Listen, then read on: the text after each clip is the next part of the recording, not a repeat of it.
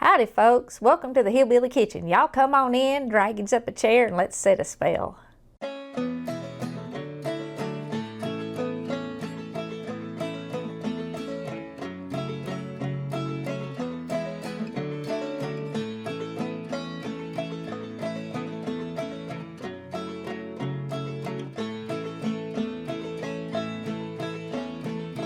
Tell us about what you built up here, Dr. Rose, and why you decided to do it. Well, I had access to a log cabin several years ago and thought this place would be a pretty place to put it, and I moved it up here, and then I just added to everything up here with the grist mill and other cabins and blacksmith shop and that kind of thing. It's been a lot of fun, but it's been a lot of work, but it's been a lot of fun. I gotta tell you, I'm thoroughly impressed with all you've done up here and how much it looks like the way things used to look. You know, just everything is completely authentic. It matches the time, and it's just also real, and it truly is like stepping back in time. Well, everything up here is part of what that I experienced when I was a child. Everything, when I was a kid, we raised our own wheat on the corn on the farm, corn, took it to the mill, the big ground for the flour, and the mill went to the stir-off multiple times as a child. It was always a treat. I remember them when I was a kid too. I mean, I was little, but it's some of my earliest memories. But it's authentic, and it's something that I experienced, and it's been a work of joy to replace the things that I remember and said experience when I was a child. So it's been a lot of fun. I love to work with horses, but everything up here is basically a part of my history, and I have made an effort to preserve these things, and a lot of people come here my age and really enjoy the things that we have here. I'm also really impressed with how you have the community come back here together, and the people that you've known your whole life, they come up here and they help do this the way that folks used to do. You know, they're gathering up here just the way I remember from when I was a kid, and it's the people from this community that you bring back up here to do this. And that's something so special, and it's something that the world just seems to have lost.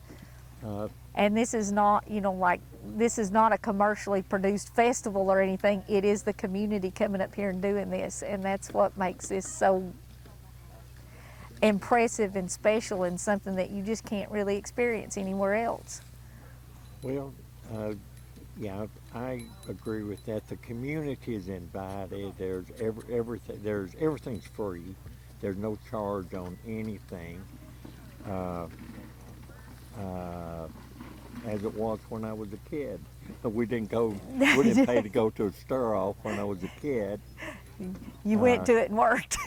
we went and worked and helped, just as we do here. And it's been a labor of love that I enjoy, and a lot of other people do too that relate to it. There's a lot of people, the younger people are not able to relate from their history, but they're still interested to know how things were, at that time. So it's it's a work in progress, as I said. I'm always adding to and doing something new and different. We've been having stirrups here for 30 some years, and I don't know, I expect to do it forever. So it's, it, it's a lot of work, but it's a lot of fun. Yeah, and it is a place where you can come and live the stories that you've heard your grandparents talk about, you know. Yes, a lot of people, I've heard many times, oh, I remember, you know, when I was a child or when I was a kid. But it's something for the younger generation that are interested in the Appalachian heritage to experience what their parents and forefathers went through. So it's The way life was. the way life was, and Yeah. uh, It's what off-grid's really about. right, Not a right, fashionable thing, right, it was the way we right. lived. Yes, yes. Uh, uh, this is not at all a commercial. It's a community affair uh, where anyone that wants to come is welcome, and there's a lot of people who relate to everything here. So no, it's a lot of work, but a lot of fun. We hook the horses to the wagons, and we give the kids a wagon ride. But believe it or not, it's not the kids that want in. The I adults. saw the wagon coming up here and I said, we got to get in the wagon. Once you see the adults push the kids out because they want to ride. But after we get the cane all ground out, then we hook the horse stock to the wagons, and we give rides all over up here. Most of the people don't really come to around noon. We'll have a meal this afternoon, and which they're cooking now. That was a part of this kind of stuff too. There was always a meal, whether it was the apple butter stirring or Yeah. whether you were doing, you know, the molasses and the cane or whatever the community gathered for. They always had a meal. The lady that made the apple butter for 30 years, Geneva Lynch, can't be here today. She's 100-year-old, and she was up here a year ago, and not able to come, and we really miss her. She was a personality, and we miss her, but there's other people that Are stepping up and are stepping up and doing it. I was really happy to see the kids working over there too and being a part of it. Yes.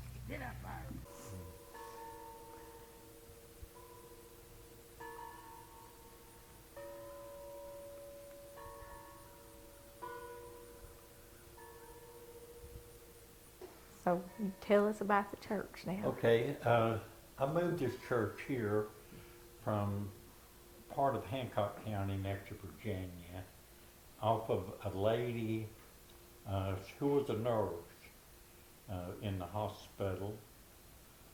She's not with us anymore, but when she was a child, she went to school, and this building was a school during the week, and on Sunday it was a church. It was both a school and a church, and Pauline, the nurse, went to this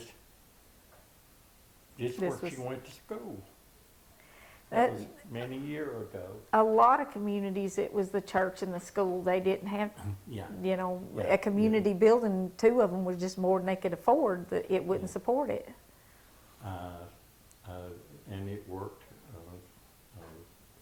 well in that capacity. The community protected it, and it was about to get in bad shape when I moved it. And Pauline came up here when she came in, she said, oh, she remembered here, she remembered, had a lot of memories. And she was older at the time, in her mid-80s, and that's probably been 15, 20 years ago. Like I said, she's not with us anymore, but she was real pleased that we had saved it and fixed it back about as original as what it was when she was a child. But this was both went to the school during the week and church. She went to school here and went to church on Sunday in the same building. Oh, it is beautiful. Well, and I put it back.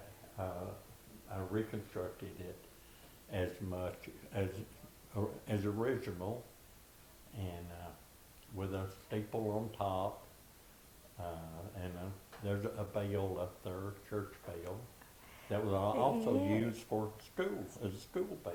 You don't hear the church bells anymore on Sunday, and that's such a shame. I mean, almost no churches ring the bells anymore. And if we walked in church nowadays, people would be downright mean about these pews they wouldn't want to sit on. It was heated with a pot-bellied stove, similar to this during the winter. They burned wood in it. And I think on the end they may have burned some coal, but basically they burned wood in the pot-bellied stove, and would also heat, as it had meals, that they would heat on the stove. But this is, this dates back to the 1800s, because it was older when Pauline was a child. But It is.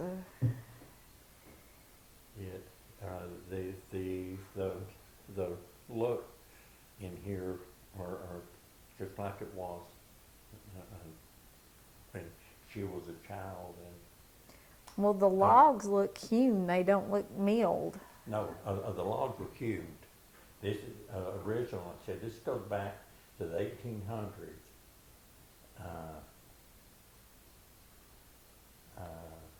It was older when Pauline, as a child, went there. When you reconstructed it, what did you use for the chink in it? And what is the material that you I used? put a little bit of dye in it to make it look like red clay, and they put a little bit too much dye.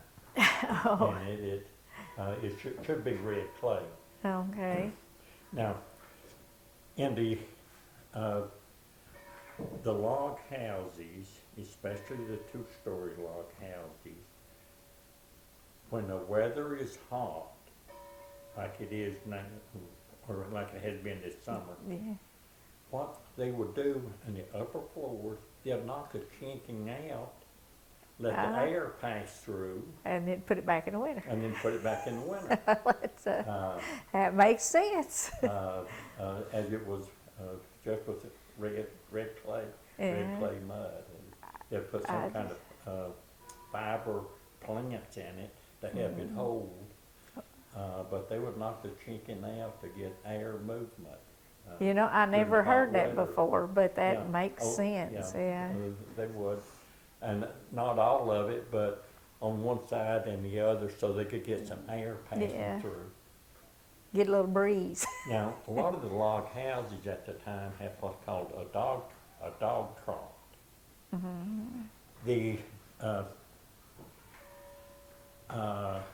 There would be the main cabin, and then there would be another room behind that you had to go to, and that's where they did their cooking. For two reasons. One, if during hot weather they didn't want the heat, in the house. But the other reason, if the house caught on fire, it would be in the kitchen, and the kitchen is a part that would burn, so they would lose the whole house. So to protect the house as well as keep it from being too hot, during the hot weather, the kitchen was Separate. behind, and it was called a dogtrot to connect the cabin to the kitchen. I remember my granny's house had that. Well, they actually had a fire and ended up having to rebuild it, but she had one like that. And then her grandma, it was actually a step thing. You know how back then you get a step parent that was way younger than you. She still lived in the old house that had the kitchen out back like that, and a lot of them did that, sure did. Yeah, yeah. So is the building stuff just a country doctor thing? What you do to relax when you ain't working? What you work on when you ain't working? Well, I try to have a project a year, something similar to this, and I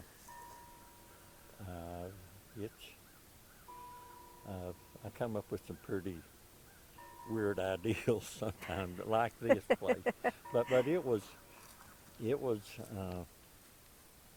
a real pretty place. Oh, I mean, it's pretty even now. I mean, you can tell it's been sitting here for a while, but it is still just beautiful, and the views, I mean, you can't beat them. No, Can't beat them with a stick. I hope y'all have enjoyed our day up on Rose Mountain and this walk through the past and into the way that our people have lived for centuries. Like Dr. Rose said, his family settled this area, and everything up here was taken from this area and brought up here and reconstructed. So it's all original cabins and original barns. The mill and everything is all antique. It's all stuff that has been used for hundreds of years. And everything you have seen done today was done the way it was done for hundreds of years. If you haven't already, please don't forget to click like and subscribe before you leave. And until next time, remember to put God first. That's something else we've done around here for centuries.